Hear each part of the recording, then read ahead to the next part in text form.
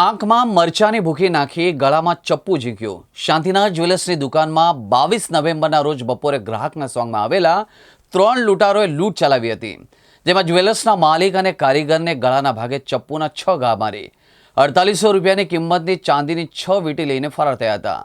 લૂંટના સમગ્ર ગુનામાં crime branch અને ભેસ્તાન પોલીસે સંયુક્ત ઓપરેશન હાથ ધરી 3 લૂંટારોને દબોચી લીધા હતા. સુરતના ભેસ્તાન 4 રસ્તા પાસે આવેલા શાંતિનાથ જ્વેલર્સ શોરૂમમાં લૂંટની ઘટના બની હતી. બપોરના સમયે શોરૂમ માલિક શાંતિલાલ શાહ અને કર્મચારી બંસીલાલ ગુર્જર શોરૂમ પર હાજર હતા.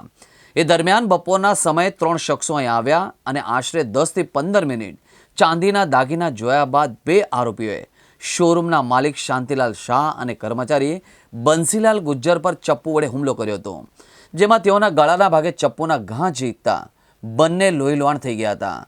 તો બીજી તરફ ત્યાં બુમરાણ થતાં જ લોકો એકત્રિત થયા હતા અને લોકોએ ભાગી રહેલા 3 આરોપીઓ પૈકી એક આરોપીને ઝડપી પાડ્યા હતા.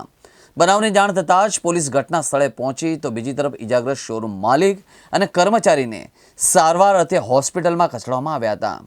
આ સમગ્ર મામલે તપાસ હાથ ધરવામાં આવી હતી.